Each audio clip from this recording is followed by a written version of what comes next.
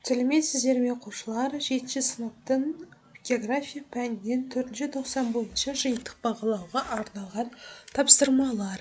Тақырыбы экономикалық география және әлеуметтік экономикалық ресурстар және елтану және саяси география негіздері бөлімі бойынша жиынтық бағалау. Тақырыбы табиғи ресурстардың жіктелуі, көлік инфрақұрылымы, дүниежүзі елдерінің географиялық жағдайы.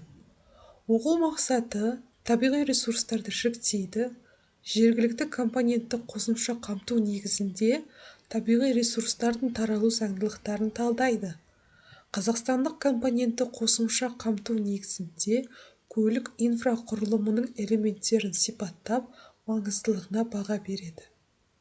Қазақстандық компонентті қосымша қамту негізінде елдердің географиялық орнын жоспар бойынша сипаттайды. Табиғи ресурстардың белгілері бойынша топтастырады. Табиғи ресурстардың таралу заңдылықтарын анықтайды. Көлік инфрақұрылым элементтерін анықтайды. Елдердің экономикалық географиялық жағдайын жоспар бойынша сипаттайды. Ойлау дағдыларының деңгейі, жоғары деңгей дағдылары. Орындауға берілетін уақыт 20 минут.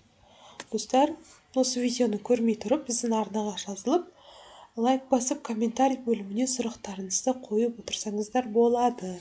Бұл біз үшін өте маңызды. Тапсырма. Бірінші тапсырма жергілікті компонент бойынша жіктеңіз дейді.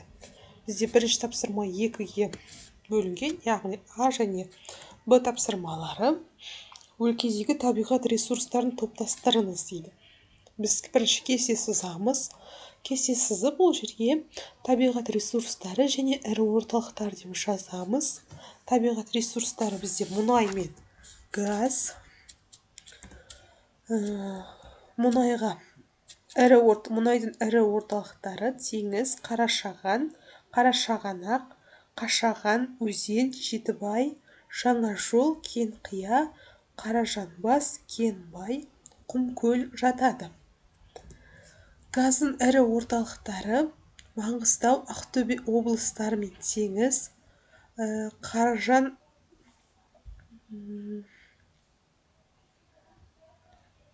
Қаражанбас орталықтарында орналасқан. Екінші тапсырма Қазақстанның ауыл шаруашылық жерлерінің көлемі 222,24 миллион гектарды құрайды. Оның ішінде шабындық 5,16 миллион гектар болса, ал жайылым 187,55 миллион гектар. Берілген мәліметтер негізінде дөңгелек диаграммаға пайыздық үлесін есептеңіз дейді. Біз есептейміз. Шабындық жерлерді қызылмен белгілейміз. Бұл 100%-ға есептегенде 2,32.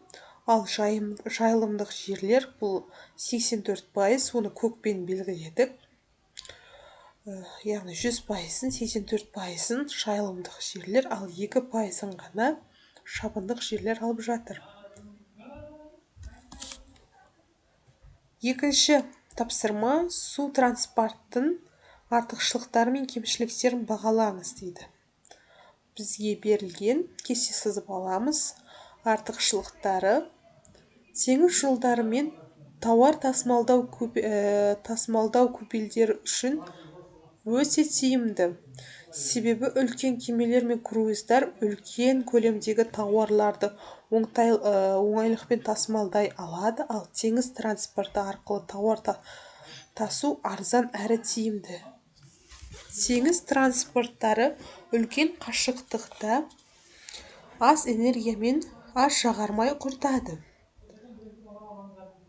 Ал кемшіліктері су транспорттары әлемдік мұхиттар мен теңіздердің экологиясы өте үлкен және зиян тигізіп отыр.